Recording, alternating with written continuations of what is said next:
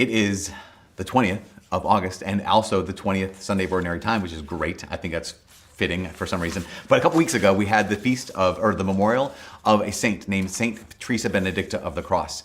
She was a Carmelite nun and a really amazing woman. She was born Edith Stein, and she was raised Jewish in an observant Jewish family, but she became agnostic when she lived through World War I. Just seeing suffering and seeing the brokenness of the world, the brokenness of humanity.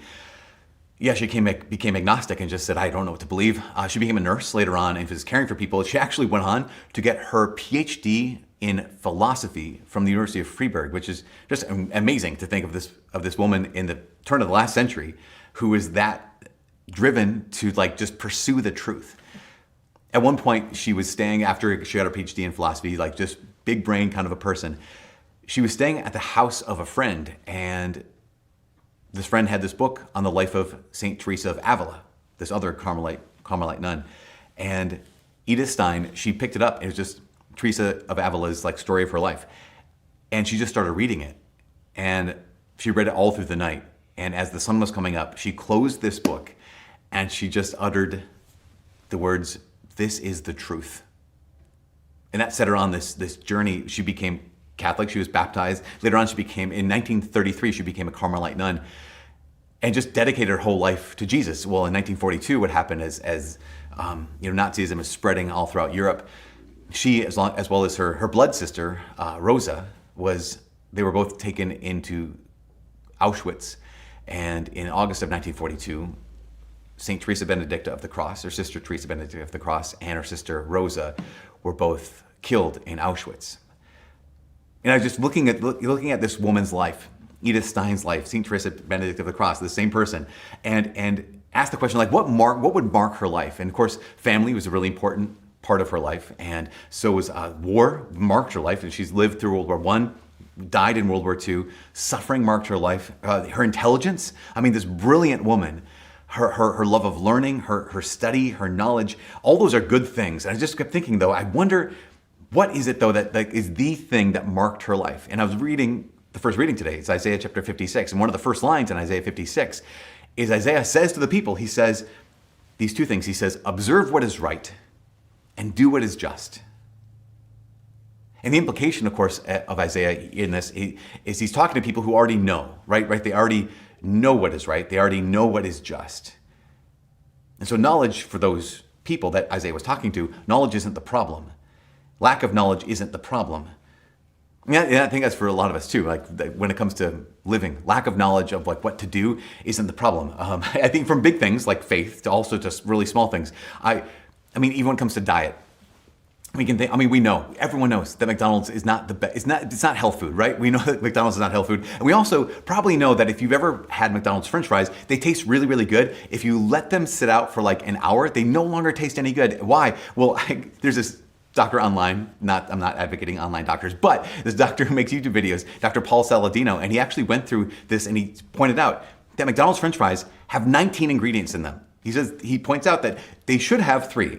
It should be potatoes, tallow, beef tallow that you can fry these in, and salt. Those should be the 3 ingredients. There's 19 ingredients, and 4 of those ingredients are seed oils, which are not good for any human being to put inside their bodies. And yet that's what they have. In fact, he points out that it says the natural beef flavor is part of the McDonald's ingredients, but that again doesn't come from tallow. What that comes from is wheat and milk in this strange combination that's your beef flavor. In fact, the salt, even the salt that McDonald's uses in all of their products, has 3 ingredients. One is salt, the other is sugar, and the third is silicoaluminate, which is basically an aluminum-filled kind of salt that we just taste and think, this tastes good. And yes, and it's not good for us. One of the things he points out that is in McDonald's French fries that I thought, this is strange. I don't know if I can enjoy this ever again, is he says McDonald's French fries, one of the 19 ingredients is polydimethylsiloxane, which is basically a form of silicone that they use in silly putty as an anti-foaming agent that they put in the McDonald's French fries so that when they fry them, they don't explode, essentially. And I think okay, I know that, and I still want them. I've told this to many people over the last 4 weeks, because that's when I first saw the little video. I'm like, did you know that there's 19 ingredients in McDonald's French fries? People are like, So, because that's us, right? I mean, how many times, again, big things and small things, knowledge is not the problem, or lack of knowledge is not the problem. One of my favorite personalities online, favorite podcasts, favorite YouTube channels is Dave Ramsey. I love Dave Ramsey. And not only just for myself, but also for our students who are trying to get out of debt, or maybe they don't have much debt, but they're trying to get themselves in a place where they're able to live like no one else, right? So they can give like no one else. They want to do things with their money to help people. Dave Ramsey is such an incredible counselor. And he even says this, he regularly in his show points out that what he's teaching is not complex. That I've heard him say so many times is, people, this is 6th grade math. When it comes to making a budget, this is 6th grade math. It's not lack of knowledge. That's the problem. He says he knows this. He knows that the real issue is not the knowing. He knows the real issue is the doing. Because it's 6th grade math, but it's like fully grown decision making. And I think this is the reason why St. Teresa Benedicta of the Cross is so amazing. That she encountered Jesus, she read the book, she encountered the life of Christ, and she said these 4 words, this is the truth. And then she allowed that truth to completely redirect and redefine her life. And I see her, I see how she acted, and I look at myself and I wonder, wait, do I need more knowledge? Or do I need more courage? Remember Isaiah, he said, observe what is right, do what is just. And I have to wonder, I don't know if my problem is a lack of knowledge. I wonder if my problem when it comes to following Jesus is a lack of courage. In the last couple of weeks, we in our diocese, we put on a camp for middle schoolers, and it's run by high schoolers and adults, and it's great. This year, the theme was the virtues, in fact, the cardinal virtues. And so there are 4 cardinal virtues, just quick little recap. The first 3 cardinal virtues, justice, prudence, temperance. So justice is real basic, just giving someone what you owe them, like giving someone their due. That's first, that's justice. Prudence is when you know the goal, and it's like practical wisdom, right? You know the goal, and you take the wise steps to reach the goals. That's what it is to be prudent, not prudish, but it's like, okay, if I know where I'm supposed to be, I'm gonna take those wise steps to get there.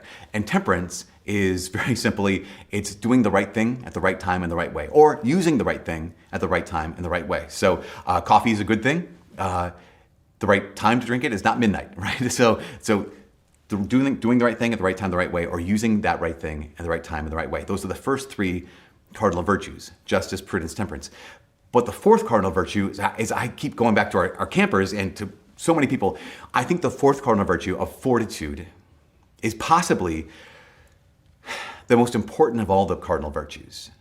Why? Because fortitude is all of the other virtues when they're needed the most. I'll tell this to our campers and anyone who listens, that the reason why fortitude is so necessary is because it's easy to be good when being good is easy. Right? It's easy to be just and have that virtue when being just is easy. It's easy to be honest when being honest is easy. I mean, to think about how often it's easy to tell the truth when I know that there are no bad consequences out of this. But to know that, if I tell the truth in this situation, it's going to cost me something. That's when I need fortitude, right? That's when if I don't have fortitude, I won't be just or won't be honest. And then I have to ask, wait, am I just in the first place? If I can't be honest, when being honest is hard, am I honest at all? Like if I can't be kind when being kind is hard, how kind am I? If I can't be generous when being generous is hard, how generous am I? Am I actually just? Am I actually honest? Am I actually kind? Or am I only kind when it suits me? Because that's not being virtuous. That just means I'm having a good day, right? That just might mean I slept well last night. And I realize this is for all of us. And I need to be able to act on what I know. I need to be able to do what I know is good. Or else I'm a slave. If things get hard enough, I'm just back to being me. I need to be able to act on what I know, or I'm powerless. I'm just powerless. I think about that term, powerless. If you've seen anyone who's powerless, there's the woman in the gospel today. In Matthew's gospel, this woman, the Canaanite woman, she's powerless. Why? Because she's not Jewish. She's coming upon Jesus, and there's no status in her life. And not only that, but she is stuck. Her daughter is possessed by a demon. And I just think, there's no way you could, on your own, deliver someone from possession from a demon. She is powerless. And all she knows is Jesus is here. That's all she knows. And she doesn't even know that much about him. I mean, if you follow the story in Matthew's gospel, Jesus, as he goes into this territory of the Canaanites, he hasn't done any miracles yet. He hasn't done any amazing signs or wonders. She calls him, she says, Lord, Son of David. I'm guessing she doesn't even know what that really means. All she knows is that this is a holy man, maybe even the anointed one of God, and that's it. She's powerless. And all she knows is that Jesus has some kind of power. And she acts on that. I think about this. I think what you and I know about Jesus would have dwarfed what she knows about Jesus. But the key, the difference between her and us is that she acted on what she knew. Because we know this, we know that knowledge without action is useless. Knowledge without action is useless. And in this moment, here's this woman who has fortitude. She knows a little, but she has so much fortitude, she has so much bravery. You know, fortitude has a couple different aspects to it. One is bravery, and bravery is nothing more, nothing less than doing the right thing in the midst of fear. Like doing the good in the face of fear. Like knowing what I need to do and then doing it regardless of my emotions, regardless of the danger that I'm facing. And that's what you and I are called to. If I know the next step I need to take, then how do I do it? That's the big question I ask myself. When I know that it's time to move forward, how do I do it? I sometimes stand still. I'm going to wait for life to come to me. I'm going to wait for this thing to come at me rather than running to the battle. Or even sometimes I'm tempted to sidestep the whole thing. When it's time to stand up, I am tempted to sit down. And that's when I, just like probably all of us, need bravery. This fortitude that this woman has of like, here is Jesus, here is the chance, and I am going to call out after him. I'm going to act on what I know, because knowledge without action is useless. And I'm reminded of one of my guys from the Old Testament. His name is David.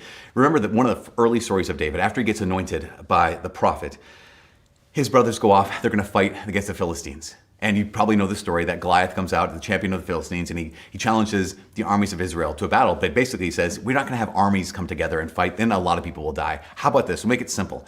I will fight on behalf of the Philistines. You Israelites, find one person who will fight on your behalf, and then we'll face each other. That way only one person gets killed. And if I kill him, then we win. And if he kills me, unlikely, then you win. And so he does this for 40 days. No one takes him up on this. No one is brave. No one sees this challenge. No one sees the reality that someone needs to do this good thing. Someone needs to fight. And no one does until young David shows up. And as the story goes on, David's just like, what's going on here? And he volunteers basically. And King Saul questions about this. It's an incredible story. But the part I want to highlight today is as David goes into the battlefield, it says that he stops by this dried up riverbed, a wadi, and he picks up 5 smooth stones and he puts them in his pouch, and he has a sling. And this line here, this is in 1 Samuel chapter 17, verse 48 and 49. It says this, it says, the Philistine then moved to meet David at close quarters. And this is the line. While David ran quickly toward the battle line in the direction of the Philistine. And in that part of a sentence, and David moved quickly toward the battle line in the direction of the Philistine. That's bravery. Again, when you and I are faced with like, okay, I know I need to move, but I'm just going to stand here and wait for the battle to come to me. Well, I know I need to move, I'm just going to sidestep. It's time to stand up, I'm going to sit down. I know enough. I know enough to move, but I need to be brave enough to move. In so many parts of our lives, this is us. We know enough to move. We need to be brave enough to move. And of course, we could say, yeah, but I've tried that. I tried and I failed. I've tried and I've fallen. That's why another aspect of fortitude is not just bravery, a willingness to do the good in the face of fear, but another aspect of fortitude is perseverance.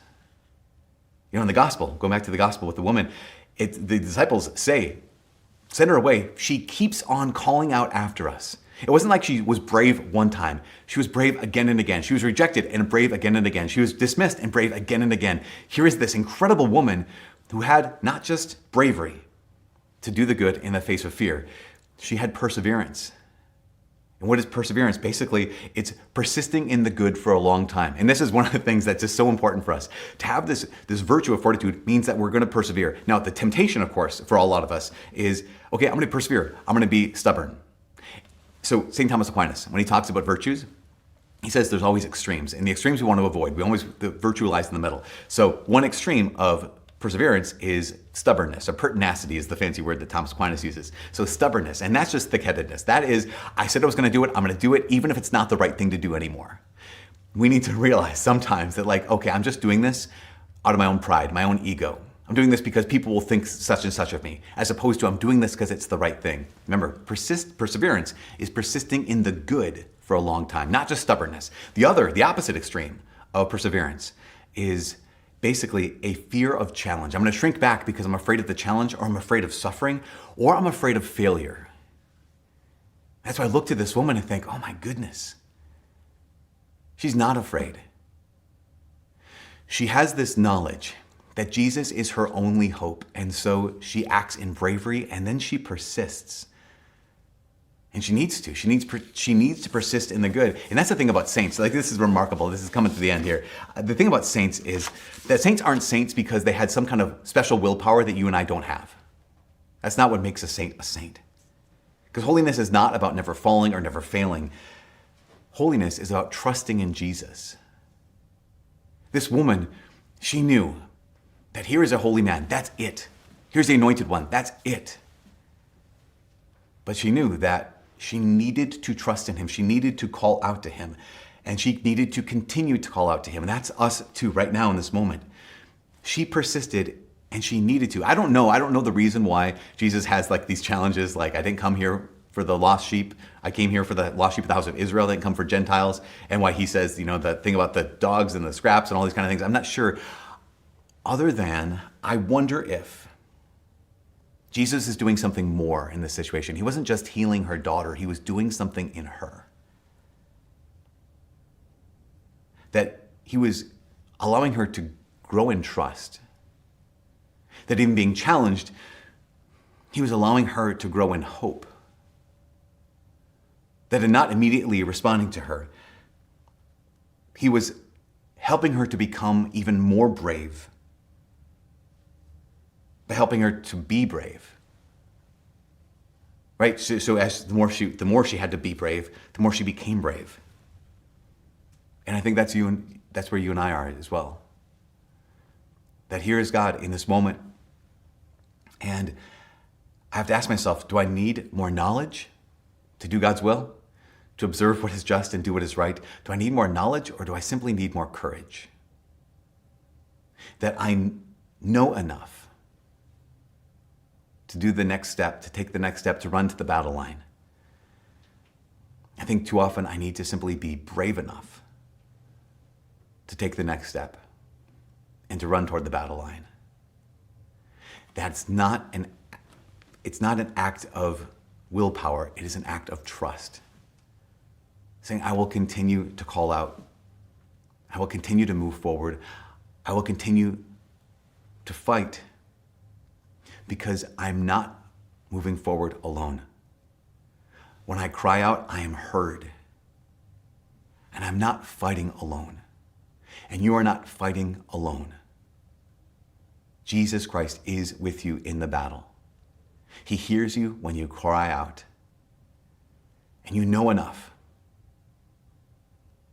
Now it's time to be brave enough.